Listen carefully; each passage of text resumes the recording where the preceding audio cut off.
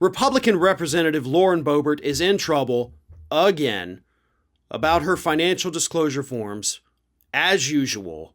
This time in forms that were delivered to the FEC on Tuesday of this week, revealed that Lauren Boebert had spent $6,650 of her campaign's money on rent and utilities for places that very obviously were not her campaign headquarters.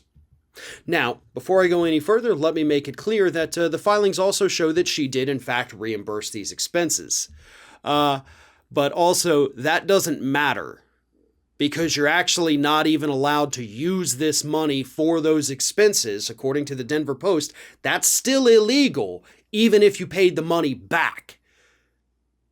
And here's where things, as usual, get a little bit fishy. Because it turns out thousands of dollars in these rent payments that Boebert's campaign made went to an individual whose address just happens to match that of Shooter's Bar and Grill, the restaurant owned by Lauren Bovert.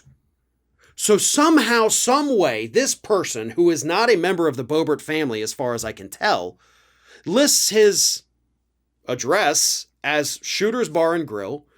Her campaign makes the payments to the man listed as the resident of Shooter's Bar and Grill, and then later on reimburses the campaign for those expenses. What on God's green earth is happening here? This is just as fishy as all of those other, payments that really didn't have much to do with the campaign, but, Lauren Boebert's husband was getting the money. It was going to his corporation, but then it went to one that was in Lauren Boebert's name. Then it went back to the other. There is something incredibly fishy happening with Lauren Boebert's finances. Not just the campaign finances either, folks. I'm talking about her personal expenses, her income, her business, her husband's consulting.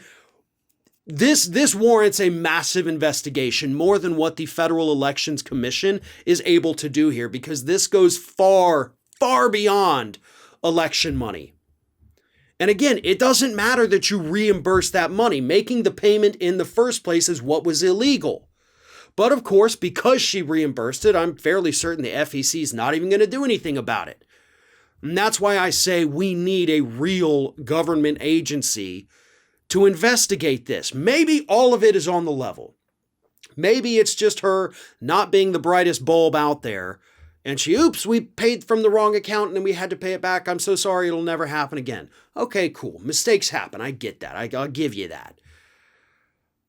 But this frequently, you forgot to report certain income that your family had. Then once we start looking at that, we see that it's bouncing around several different companies, all owned by you or your husband. And, starts to look suspicious. You're paying rent to a man who lists his residence as your restaurant. Is there a dude living in the back of Shooter's Bar and Grill? Can anybody that's worked there let me know that? Like, do you actually have a human being that has a bed somewhere in there and that's where he lives? He gets his mail there, he does his work there, whatever it is. Because I want to know that. Because I also want to know how that man is somehow tied to the campaign that would warrant the campaign paying him rent for her restaurant. Trying to make sense of this will drive you crazy. But then again, I'm not a financial investigator, but I know there's some good ones over at the FBI. And I think they're the ones who need to get involved in this point, because this is starting to become too much of a pattern for Lauren Boebert, right? We're seeing this too often. I'm having to do too many of these stories every time there's a new revelation, and I refuse to believe that all of it is due to stupidity or accidents at this point. This appears to be the operating procedure for the Boebert campaign and the Boebert family.